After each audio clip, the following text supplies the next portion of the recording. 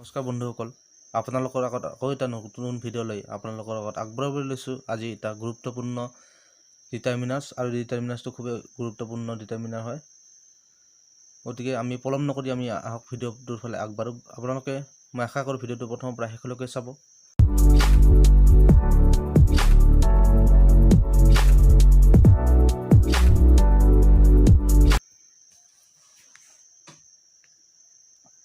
মই যে আপোনালোকৰ আগত আগবঢ়াই লৈছোঁ লিটিল আৰু ফিউৰ বিষয়ে। আৰু এই লিটিল আৰু ফিউৰ উদাহৰণ আপোনালোকে প্ৰতিটো SSLC পৰীক্ষাতে হওক বা ক্লাছ 10 বা 9 পৰীক্ষাতে হওক আপোনালোকে ইংৰাজী গ্ৰামাৰ বিষয়ত আপোনালোকে পাই থাকিব লিটিল ফিউৰ ব্যৱহাৰ। আৰু এই লিটিল ফিউৰ আপোনালোকে কিদৰে সম্পন্ন কৰিব সেইটো জানিবলৈ হ'লে ভিডিঅ'টো প্ৰথমৰ পৰা শেষলৈকে চাব। বন্ধুসকল, লিটিল বা ফিউৱে কোনো বস্তুৰ পৰিমাণক বুজায়, লিটিলৰ পৰিমাণক বুজাব আৰু ফিউৰ পৰিমাণক বুজাব। কিন্তু ইয়াতে এটা কথা হ'ল কি, লিটিল বুজাবলৈ হ'লে এইটো হৈছে আনকাউণ্টেবল নাউনৰ ক্ষেত্ৰত, অৰ্থাৎ যিবিলাক বস্তু আমি গণিব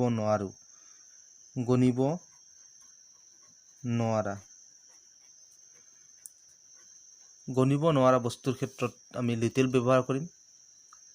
গণিব নোৱাৰা বস্তু যেনে পানী আমি গণিব নোৱাৰোঁ, গাখীৰ আমি গণিব নোৱাৰোঁ, চুলি আমি গণিব নোৱাৰোঁ, শণ আমি গণিব নোৱাৰোঁ।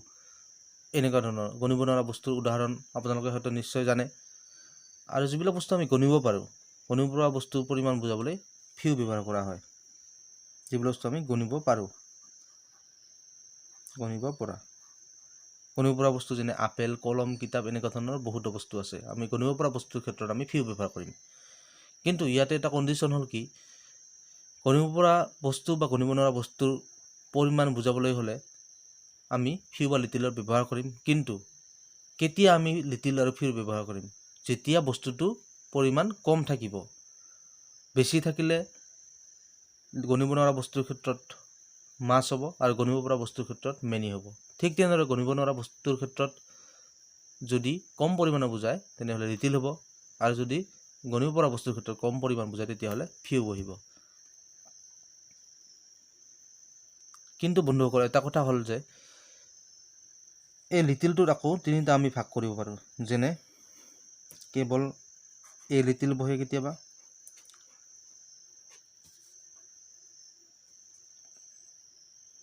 লিটিল বহে, কেতিয়াবা এ লিটিল আৰু কেতিয়াবা দা লিটিল।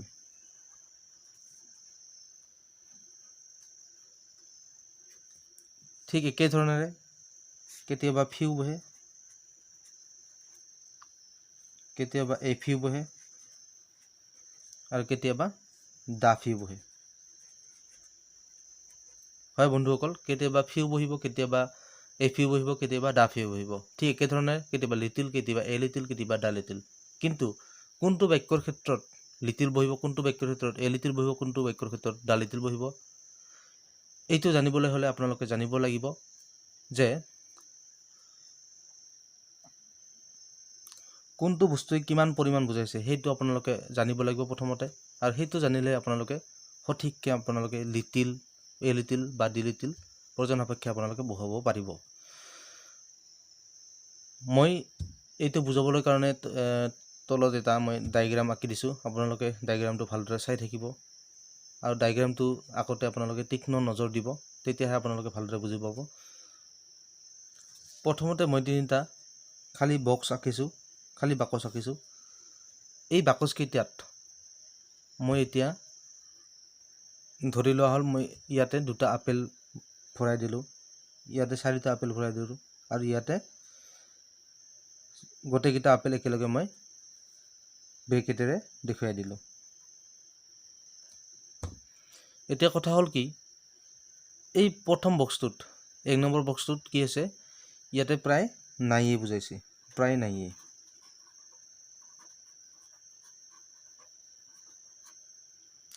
আৰু 2 নম্বৰ বক্সটোত অলপ কেইটা আছে বুজাইছে, অলপ কেইটা আছে। আৰু 3 নম্বৰ বক্সটোত কোৱা হৈছে যে যি অলপ কেইটা আছে গোটেইকেইটা একেলগে, গোটেইকেইটা কেইটা। এতিয়া কথা হ'ল যেতিয়া কোনো বাক্যত প্ৰায় নায়েই বুজাব, তেতিয়া বন্ধুসকল যদি গণিব পৰা বস্তু হয়, মই এইটো গণিব পৰা বস্তু উদাহৰণ দিছোঁ, তেতিয়া ভিউ বহিব। আৰু যদি অলপকেইটা আছে বুজায়, অৰ্থাৎ ধৰি লোৱা হ'ল মোৰ বেগত অলপ কেইখনমান কিতাপ আছে, এনেকুৱা ধৰণৰ। ধৰি লোৱা হ'ল খৰাহিটোত 5টা আপেল থৈছোঁ, অলপকেইটা আপেল আছে, মই ক'ব পাৰোঁ এনেকৈ। সেইটোৰ ক্ষেত্ৰত এই ভিউ বহিব গণিব পৰা বস্তুৰ ক্ষেত্ৰত, যেতিয়া কম বুজায়। আৰু যদি মই কোৱা হয় যি অলপকেইটা আপেল আছে মোক গোটেইকেইটা দিয়া, এনেকুৱা ধৰণৰ বাক্য যদি বুজায়, তেনেহ'লে দা ভিউ ব্যৱহাৰ হয়।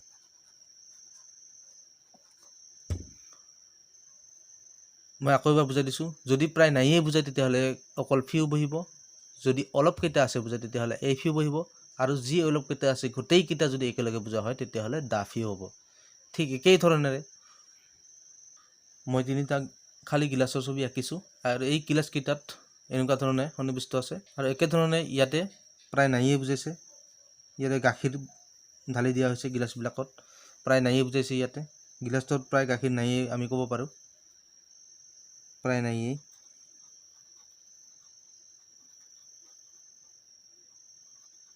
আৰু এই গিলাচটোত 2 নম্বৰ গিলাচটোত অকণমান আছে আমি ক'ব পাৰোঁ, অকণমান আছে বুলি ক'ব পাৰোঁ। আৰু এই গিলাচটোত যি অকণমান আছে গোটেইখিনি একেলগে, গোটেইখিনি কোৱা হৈছে। আৰু এইটোৰ ক্ষেত্ৰত যিহেতু গাখীৰ হৈছে গণিব নোৱাৰা বস্তু, আনকাউণ্টেবল নন, সেইকাৰণে সদায় প্ৰায় নায়েই বুজালে লিটিল হ'ব, আৰু অকণমান আছে বুজালে এ লিটিল হ'ব। আৰু যি অকণমান আছে গোটেইখিনি যদি বুজা হয় তেতিয়াহ'লে একেলগে দা লিটিল বহিব। আকৌ এবাৰ মই বুজাই দিছোঁ, যদি প্ৰায় নায়েই বুজায় তেতিয়াহ'লে লিটিল বহিব, যদি অকণমান আছে এ লিটিল বহিব, আৰু যদি গোটেইখিনি বুজায় একেলগে তেতিয়াহ'লে দা লিটিল বহিব। এতিয়া মই কেইটামান আপোনালোকৰ আগত উদাহৰণ দাঙি দেখুৱাম, আপোনালোকে এইটো বুজি লৈ আপোনালোকে উদাহৰণবিলাক চাই থাকিব, মই কিদৰে এইবিলাকৰ সহায়ত সেইবিলাক বাক্য মই শুদ্ধকৈ কৰিম। মই আশা কৰোঁ যে আপোনালোকে যদি ভালদৰে বুজি পায়, এইবিলাক এই ডায়েগ্ৰামত দিয়া মই ছবিবিলাক আপোনালোকে যদি ভালদৰে বুজি পায়, তেতিয়াহ'লে আপোনালোকৰ এই বাক্যটোৰ পিছফালে এনেকুৱা ধৰণৰ অপশ্যনেল দিয়া থাকিব, আৰু অপশ্যনেল নোহোৱাকৈ অপশ্যনৰ প্ৰয়োজন নোহোৱাকৈ আপোনালোকে বাক্যটো শুদ্ধকৈ কৰিব পাৰিব, মই আশা কৰোঁ।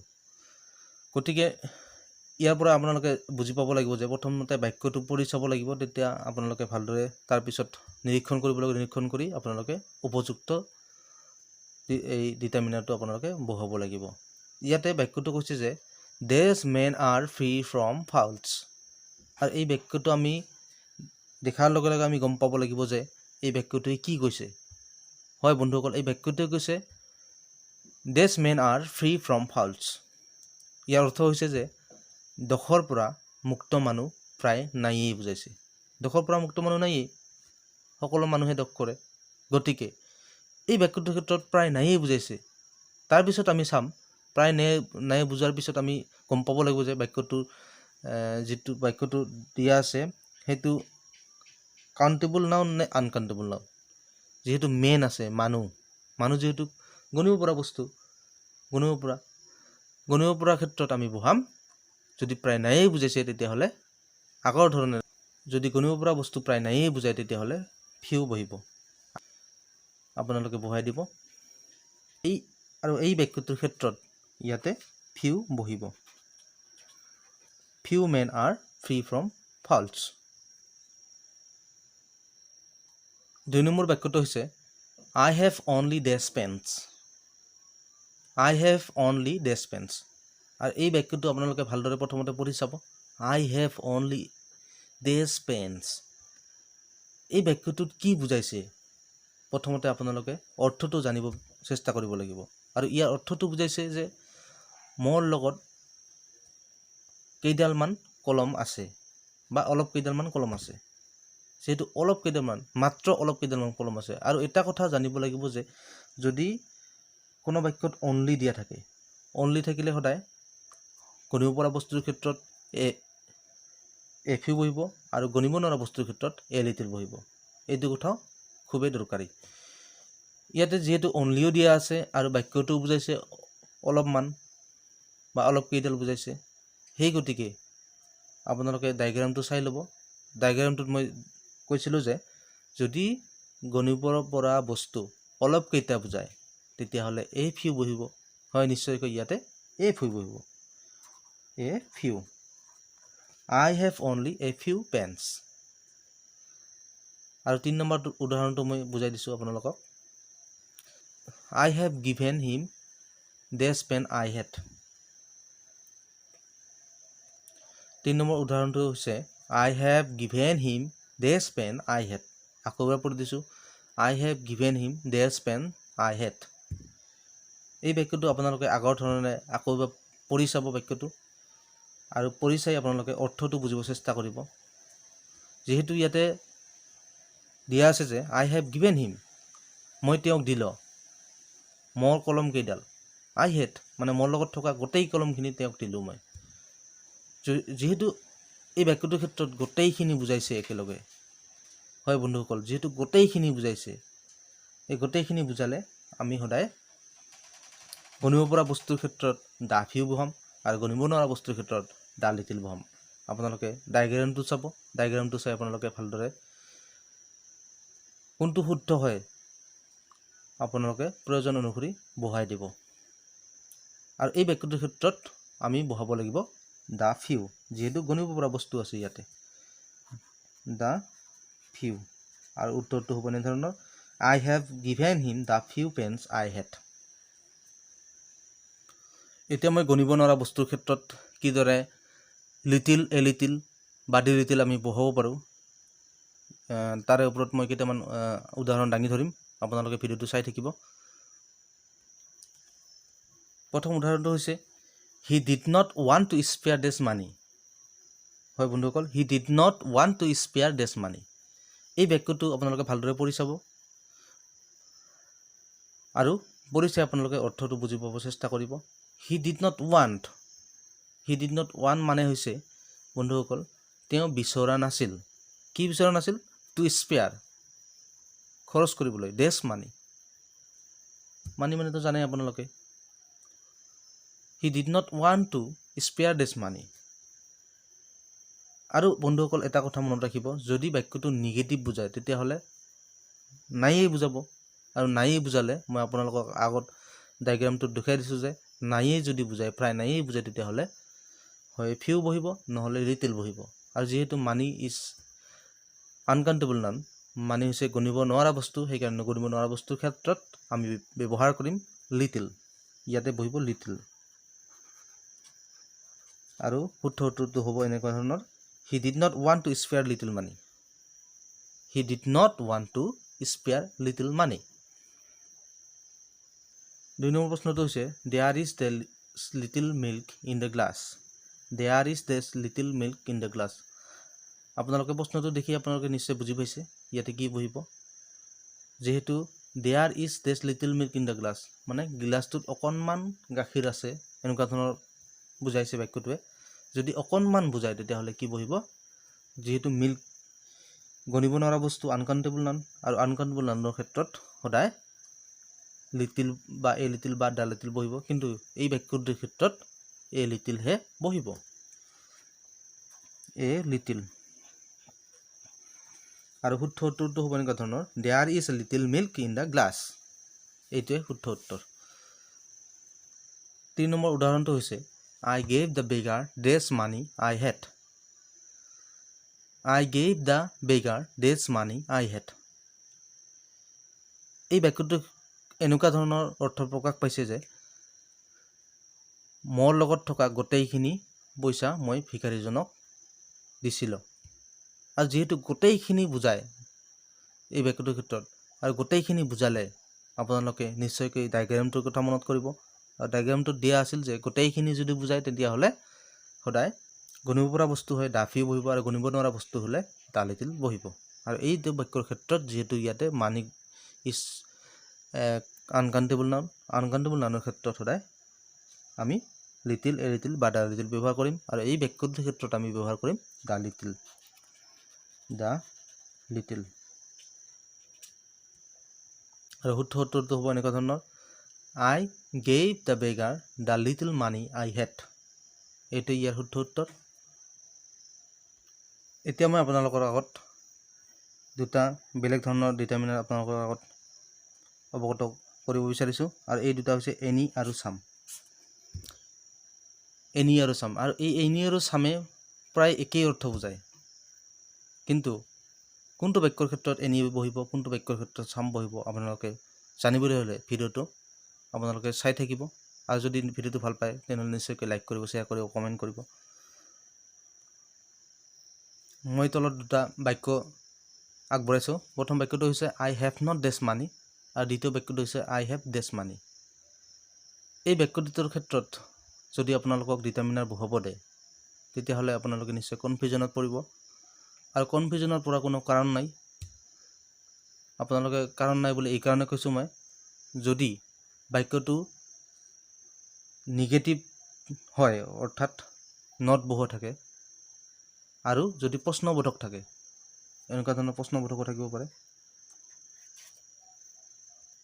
হয় বন্ধুসকল, যদি বাক্যটো নিগেটিভ থাকে আৰু প্ৰশ্নবোধক থাকে, আৰু নিগেটিভ আৰু প্ৰশ্নবোধক বাক্যত সদায় এনি বহে। ইয়াতেও এনি বহিব, যিহেতু এই বাক্যটো হৈছে negative. I have not any money, negative বাক্যৰ ক্ষেত্ৰত এনি বহিব। আৰু এইটো হৈছে প্ৰশ্নবোধক বাক্য, do you have any money. প্ৰশ্নবোধক বাক্যত আৰু নিগেটিভ বাক্যত মনত ৰাখিব, প্ৰশ্নবোধক বাক্যত আৰু নিগেটিভ বাক্যত, যিবিলাক নিগেটিভ বাক্য হয় আৰু ইণ্টাৰগেটিভ বাক্য হয়, ইণ্টাৰগেটিভ আৰু নিগেটিভ বাক্যৰ ক্ষেত্ৰত সদায় এনি বহিব। আৰু যিবিলাক বাক্য প্ৰশ্নবোধকো নহয় আৰু নিগেটিভো নহয়, আৰু সেইবিলাক বাক্য চাম বহিব। আই হেভ চাম মানি। উদাহৰণস্বৰূপে, I have not any apple, do you have any apple, I have some apple.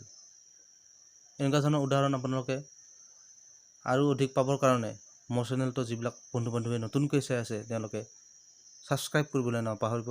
আৰু যিবিলাক বন্ধু বান্ধৱে ইতিমধ্যে ছাবস্ক্ৰাইব কৰিছে, তেওঁলোকে অন্ততঃ এটা লাইক কৰিব নাপাহৰিব। আৰু এই লাইক, শ্বেয়াৰ, কমেণ্টে আপোনালোকৰ মোক পৰৱৰ্তী ভিডিঅ' বনাবৰ কাৰণে অনুপ্ৰেৰণা যোগায়। আৰু এই অনুপ্ৰেৰণা যেন আপোনালোকে সদায় যোগাই তোলে মোক, তাৰে কামনা কৰি আজিৰ ভিডিঅ'টো সামৰণি মাৰিছোঁ। ধন্যবাদ।